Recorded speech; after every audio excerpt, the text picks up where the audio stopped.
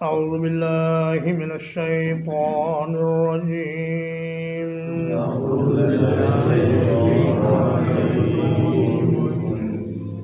كذلك نقص عليك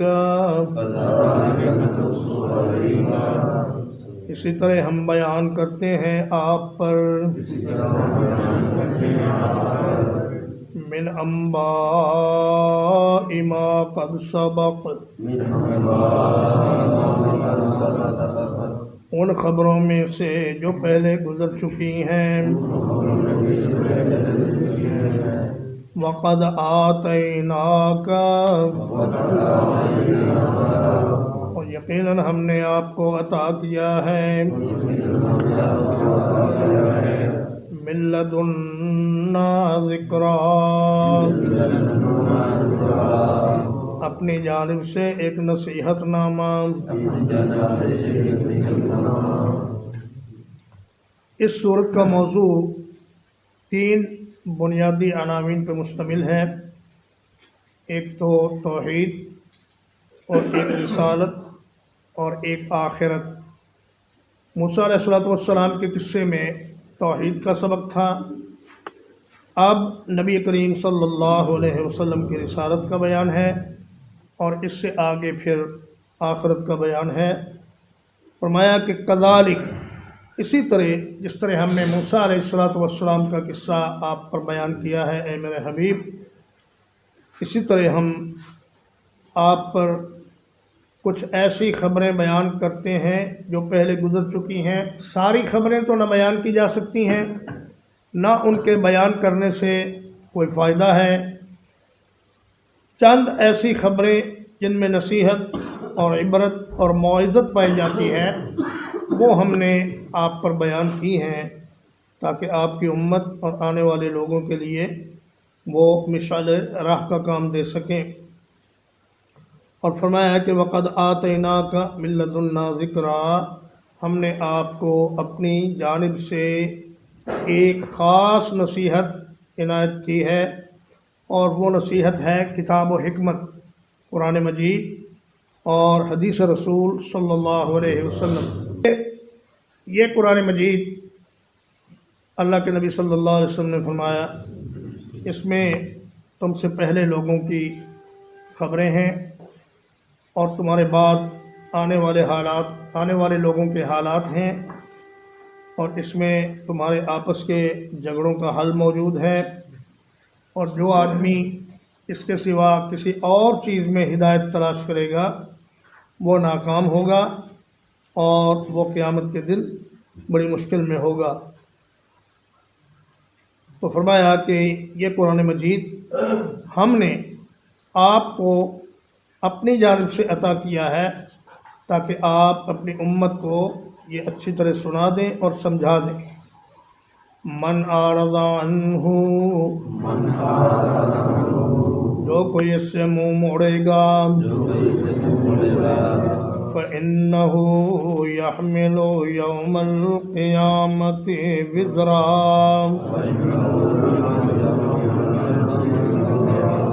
تو یقیناً وہ قیامت کے دن ایک بڑا بھاری بوجھ اٹھائے گا۔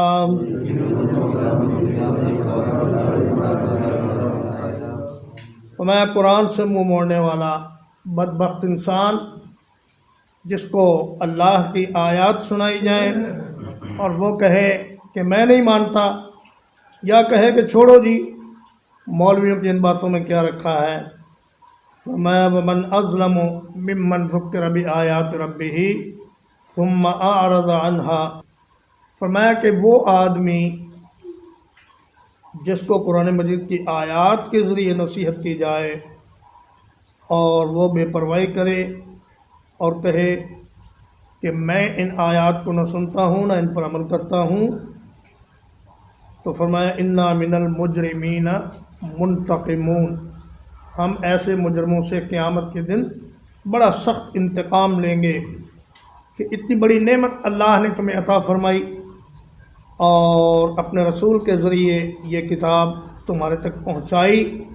اب تم کہتے ہو کہ میں اس کتاب کی آیات کو سن کر اس پر عمل نہیں کرتا یا مجھے اس کی پرواہ نہیں، تو قیامت کے دن ہم اس چیز کا اس سے سخت انتقام لیں گے۔ خالدین فیہ، وہ اس بوجھ میں ہمیشہ رہیں گے۔ وساء لہم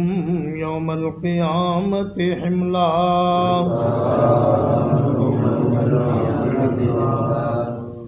اور قیامت کے دن ان کے لیے بہت برا بوجھ ہوگا۔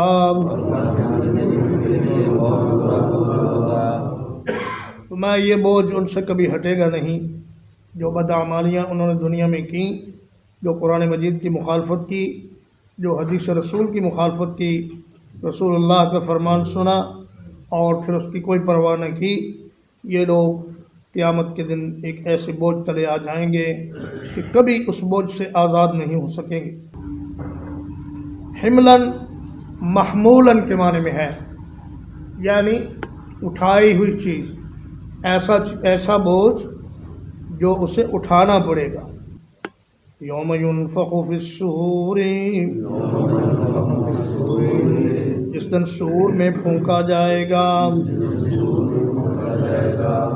وَنَحْشُرُ الْمُجْرِمِينَ، اور اکٹھا کریں گے ہم مجرموں کو۔ یومئذ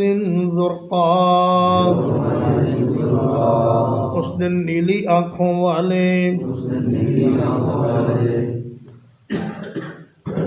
فرمایا کہ سور کیا ہے؟ ایک اعرابی نبی کریم صلی اللہ علیہ وسلم کی خدمت میں حاضر ہوا، اس نے کہا اللہ کے رسول یہ سور کیا ہے؟ آپ نے فرمایا قرن ينفخ فیہ، فرمایا یہ ایک سینگ ہے جس میں قیامت کے دن پھونک مار دیا جائے گا۔ اور احادیث میں آتا ہے کہ اسرافیل علیہ السلام اس کام پہ مامور ہیں، اور نبی کریم صلی اللہ علیہ وسلم نے فرمایا کہ جب سے اسرافیل کو پیدا کیا گیا ہے وہ سور منہ میں لے کر کھڑے ہیں اور ایک آنکھ بھی نہیں جھپکتے کہ کہیں اس پلک جھپکنے کے دوران اللہ کا حکم نہ آ جائے اور اللہ کے حکم میں مجھ سے غفلت نہ ہو جائے اور سستی نہ ہو جائے۔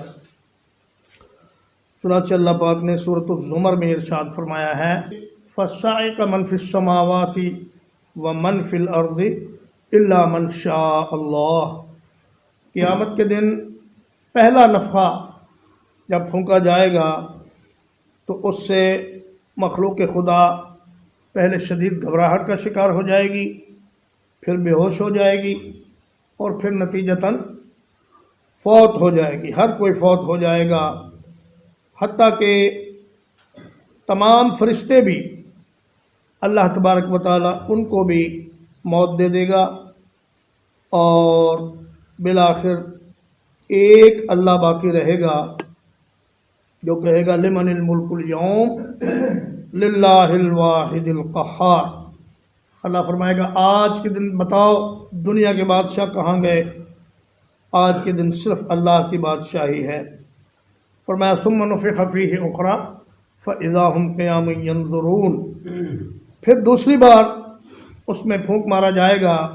تو ساری مخلوق اٹھ کر کھڑی ہو جائے گی اور وہ دیکھنے لگ جائیں گے۔ اللہ پاک ان کو بینائی عطا کر دے گا اور وہ چلنے پھرنے کے قابل ہو جائیں گے۔ یومئذ زرقا، زرقا ازرق کی جمع ہے، اس کا معنی ہے نیلی آنکھوں والے، اور اردو زبان میں اس کے لیے دو الفاظ استعمال کیے جاتے ہیں، ایک تو کہتے ہیں کبود چشم اور ایک کہتے ہیں کرنجا۔ فرمایا قیامت کے دن مجرمین جو اللہ کے نافرمان ہوں گے بد شکل نیلی آنکھوں والے ہوں گے، اور بعض تفاسیر میں یہ بھی آیا ہے کہ عرب نیلی آنکھوں کو سخت ناپسند کرتے تھے، اس لیے کہ ان کے دشمن رومی وہ نیلی آنکھوں والے ہوتے تھے، اور اللہ پاک نے ان کو عربوں کو سمجھانے کے لیے یہ بات کہی کہ مجرم لوگ قیامت کے دن انتہائی بد شکل اور خوف زدہ اور نیلی آنکھوں والے بنا کر اٹھائے جائیں گے۔ یتخافتون بینہم، آپس میں چپکے چپکے باتیں کریں گے۔ إن لبثتم إلا عشرا، کہ تم نہیں رہے سوائے 10 دنوں کے۔ آہستہ آہستہ آپس میں ایک دوسرے سے کہیں گے کہ یار یہ جو دنیا کی زندگی تھی یا یہ جو قبر کے قیام کا زمانہ تھا، یہ تو ایسا لگتا ہے کہ کوئی ہفتہ عشرہ ہی تھا اور ایک خواب کی طرح گزر گیا، اور حقیقت بھی یہ ہے کہ آخرت کا ایک دن جو 50,000 سال کا ہوگا اس کے مقابلے میں 50 سال کی کیا حیثیت ہے۔ وہ ایسا ہی لگے گا انسان کو کہ جیسے تھوڑی ہی دیر دنیا میں ٹھہرے اور اللہ کے حضور پیش کر دیے گئے۔ دنیا کی لمبی لمبی امیدیں اور بڑی بڑی عیشیں اور بڑی بڑی تمنائیں اس دن انتہائی مختصر معلوم ہوں گی، اور یوں لگے گا کہ ہم نے دنیا میں نہایت تھوڑا وقت گزارا ہے۔ اس لیے فرمایا آج وقت ہے، اس دن کی تیاری کر لو، ایسا نہ ہو کہ اس تھوڑے سے وقت کو تم ضائع کر دو اور پھر ایک طویل مدت تک تمہیں مشکلات میں اور مصیبتوں میں رہنا پڑے۔ یہاں کی زندگی کا ایک ایک سیکنڈ آخرت کے ہزاروں اور لاکھوں سالوں کو بہتر بنانے کے کام آ سکتا ہے۔ اس لیے قیامت کے دن جب حساب کتاب ہو جائے گا اور جنت والے جنت میں چلے جائیں گے اور جہنم والے جہنم میں چلے جائیں گے، تو جنت والے بھی اور جہنم والے بھی اس بات پر حسرت کریں گے کہ اے کاش ہم نے اپنا وقت ضائع نہ کیا ہوتا۔ جہنم والے تو حسرت کریں گے ہی، لیکن جنت والے بھی کہیں گے کہ اے کاش جو وقت ہم نے اللہ کی یاد کے بغیر گزارا اور جو وقت ہم نے اللہ سے غفلت میں گزارا، کاش وہ وقت بھی ہم بیدار رہ کر اور اللہ کی یاد میں اور اللہ کے ذکر میں گزارتے تو آج ہمارے درجات جنت میں مزید بلند ہو جاتے۔ نحن اعلم بما یقولون، ہم زیادہ جانتے ہیں جو کچھ وہ کہہ رہے ہوں گے۔ اذ یقول امثلهم طریقۃ، جب ان میں سے بہترین طریقے والا یہ کہے گا إن لبثتم إلا يوما، تم نہیں رہے مگر ایک ہی دن۔ جو بندہ ذرا زیادہ سمجھدار ہوگا وہ کہے گا کہ میاں 10 دن بھی کہاں، ہم تو دنیا میں ایسا لگتا ہے کہ ایک ہی دن رہے، اور اس کو زیادہ اچھے طریقے والا اس لیے کہا کہ اس نے آخرت کی دنیا سے نسبت کو بہتر طریقے سے سمجھا کہ یہ دنیا آخرت کے مقابلے میں 10 دن بھی نہیں، ایک دن بھی نہیں، ایک دن سے بھی کم ہے، ایک لمحے کے برابر محسوس ہوگی، اور انسان اس دن سوچے گا کہ کاش میں نے اس دنیا کے وقت کو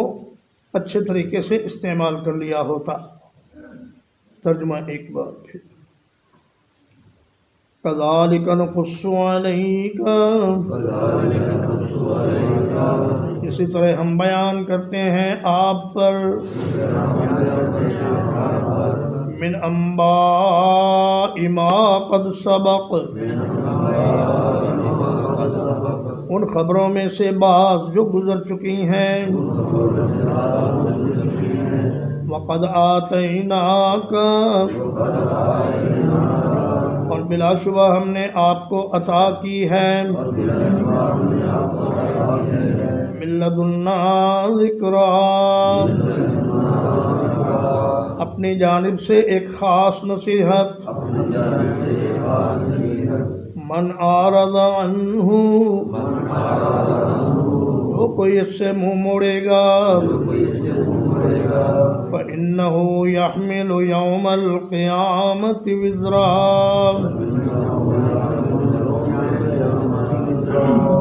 تو یقیناً وہ قیامت کے دن ایک بھاری بوجھ اٹھائے گا، خالدین فیہ، وہ اس میں ہمیشہ رہیں گے وَسَاءَ لَهُمْ يَوْمَ الْقِيَامَةِ حِمْلًا اور قیامت کے دن ان کے لیے بہت برا بوجھ ہوگا یوم ينفخ فی الصور جس دن سور میں پھونک مارا جائے گا وَنَحْشُرُ الْمُجْرِمِينَ يَوْمَئِذٍ اور اس دن ہم مجرموں کو اکٹھا کریں گے زرقا اس حال میں کہ ان کی آنکھیں نیلی ہوں گی یتخافتون بینہم آپس میں چپکے چپکے باتیں کریں گے إِن لَبِثْتُمْ إِلَّا عَشْرًا کہ تم نہیں رہے دنیا میں مگر 10 دن نحن أعلم بما يقولون ہم زیادہ جانتے ہیں جو کچھ وہ کہیں گے اذ یقول امثلهم طریقة جب ان میں سے بہترین طریقے والا یہ کہے گا إِن لَبِثْتُمْ إِلَّا يَوْمًا تم نہیں ٹھہرے مگر ایک ہی دن وصلی اللہ علی نبینا محمد وآلہ وصحبہ اجمعین